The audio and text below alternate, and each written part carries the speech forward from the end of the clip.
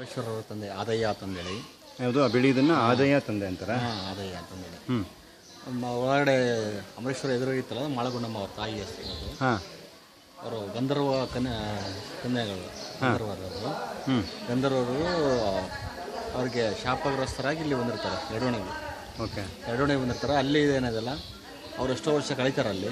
ಅವ್ರಿಗೆ ಮಕ್ಕಳಾಗದೆ ಕಾರಣಕ್ಕೆ ಪರಮೇಶ್ವರನಲ್ಲಿ ಪ್ರತಿಷ್ಠಿಸಿಕೊಂಡಾಗ ಪರಮೇಶ್ವರನೇ ಅವರಿಗೆ ಮಗನಾಗಿ ಬರ್ತಾನೆ.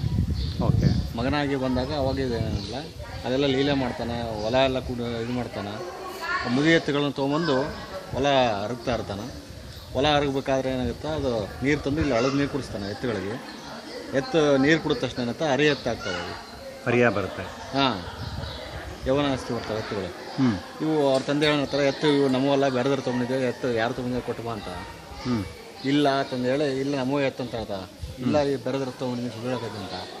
ಇಲ್ಲ ನೀವು ನೀರು ಕುಡ್ರಿ ಅಲ್ಲಿ ಬೇಕಾದ್ರೆ ನೀವು ಇದು ಆಗ್ತಾರೆ ಅಂತ. ಅವಾಗ ಅವ್ರು ನೀರು ಕುಡಿದಾಗ ಅವರು ಯವನ ಅಸ್ತೆ ಬರ್ತಾರೆ ತಂದೆ ತಾಯಿಗಳು.